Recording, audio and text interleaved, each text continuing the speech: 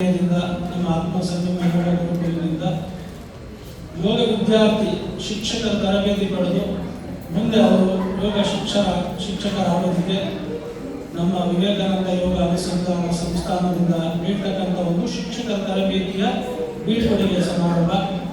ಜೊತೆಯಲ್ಲಿ ಹೊಸದಾಗಿ ಈಗ ಆರಂಭ ಆಗಿರ್ತಕ್ಕಂಥ ಯೋಗ ಶಿಕ್ಷಕರುಗಳ ಒಂದು ಪರಿಚಯ, ಜೊತೆಯಲ್ಲಿ ಅವರ ಇಂಡಕ್ಷನ್ ಪ್ರೋಗ್ರಾಮ್. ಈ ಒಂದು ಮುಂದೆ ಅವರು ಕೂಡ ಯೋಗ ಶಿಕ್ಷಕರ ತರಬೇತಿ ಪಡೆಯೋದಕ್ಕೆ ನಾವು ಒಂದು ಹೊಸದಾಗಿ ಇನಾಗ್ರೇಷನ್ ಪ್ರೋಗ್ರಾಮ್ ಇವು ಮೂರನ್ನು ಆಯೋಜನೆ ಮಾಡಿ ಇವತ್ತು ಈ ಒಂದು ನಿಮ್ಮೆಲ್ಲ ಸಹಕಾರದೊಂದಿಗೆ ಈ ಒಂದು ಕಾರ್ಯಕ್ರಮ ಮುಂದುವರಿತಾ ಇದೆ.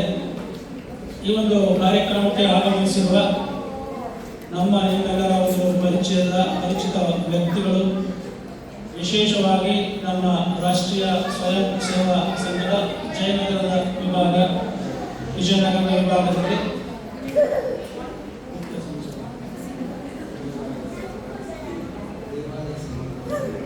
ದೇವಾಲಯ ಸಂವರ್ಧನಾ ಸಮಿತಿ ಮತ್ತು ನಮ್ಮ ಈ ವಿಜಯನಗರದ ಭಾಗದ ರಾಷ್ಟ್ರೀಯ ಸ್ವಯಂ ಸೇವಕರಾಗಿ 45 ವರ್ಷಗಳಿಂದ ದೇಶ ಸೇವೆಯಲ್ಲಿ ತೊಡಗಿಸಿಕೊಂಡಿರುವ ಶ್ರೀ ಭಗವಾನ್ ಅವರೇ, ಜೋರಾದ ಚಪ್ಪಾಳೆ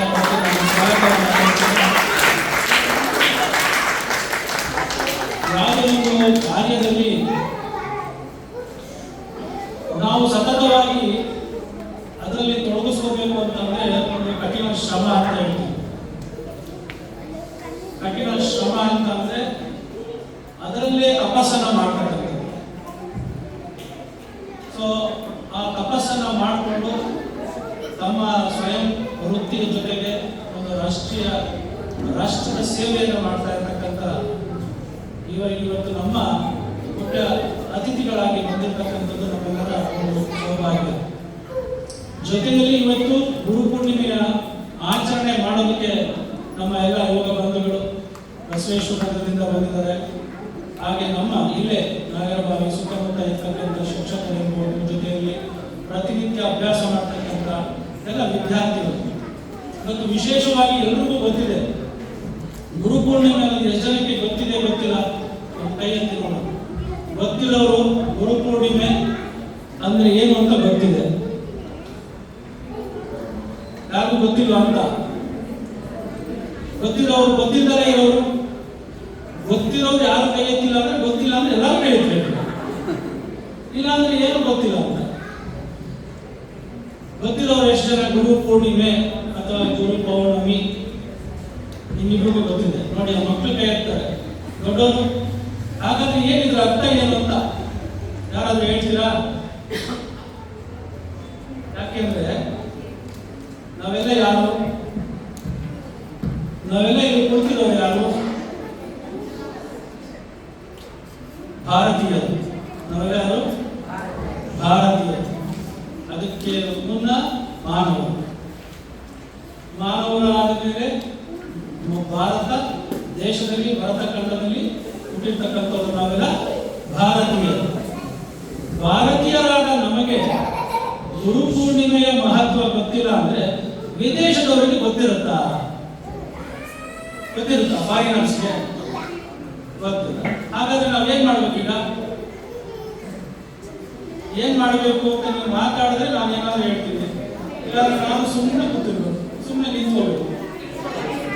ನಿಮ್ಮನ್ನ ಏನ್ ಮಾಡ್ಬೇಕು ನಾವು?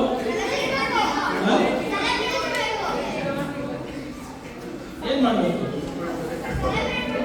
ಸೆಲೆಬ್ರೇಟ್ ಮಾಡಬೇಕು. ಯಾಕೆ ಸೆಲೆಬ್ರೇಟ್ ಮಾಡಬೇಕು?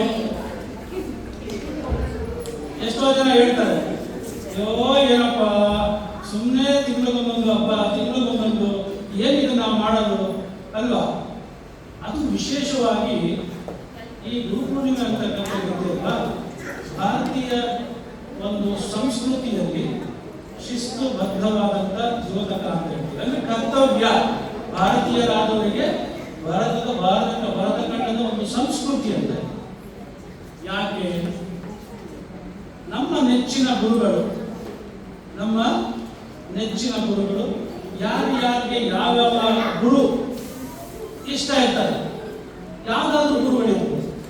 ಗುರುಗಳು ಅಂತ ಅಂದ್ರೆ ಮೊದಲನೇ ಗುರು ಯಾರು?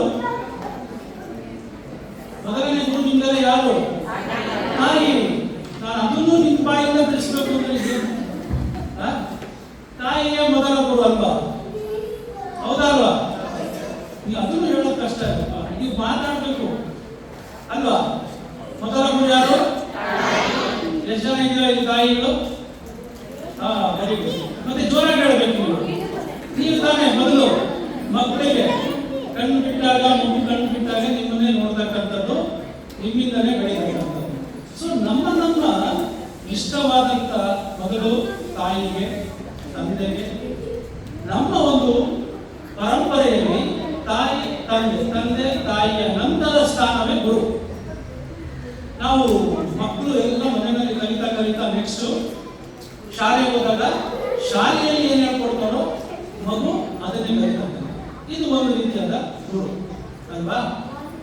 ಈ ವಿಶೇಷವಾದ ಗುರು ಪೂರ್ಣಿಮೆ, ಅದರಲ್ಲಿ ಏನು ದಿನ ನಾವು ಗುರುಗಳನ್ನು ನೋಡ್ತಾ ಇರ್ತೀವಿ. ಈ ಒಂದು ಗುರು ಪೂರ್ಣಿಮೆ ಅಂತಕ್ಕಂಥದ್ದು ಏನು ಅಂತ ವಿಷಯ ತಿಳ್ಕೊಂಡು ನಮ್ಮೆಲ್ಲರ ಜವಾಬ್ದಾರಿ ಆಗಿದೆ. ಅದರಲ್ಲೂ ಬಹಳ ಮುಖ್ಯವಾಗಿ ಭಾರತೀಯರಾದ ನಾವು ಅದನ್ನ ಬಹಳ ವಿಶಾಲವಾಗಿ ಯೋಚನೆ ಮಾಡಬೇಕು. ಈ ಸಂಸ್ಕೃತಿ ಅಂತಕ್ಕಂಥದ್ದು ವಿದೇಶಿಯರಿಗೆ ಸಿಗಲ್ಲ. ಅವರಿಗೆ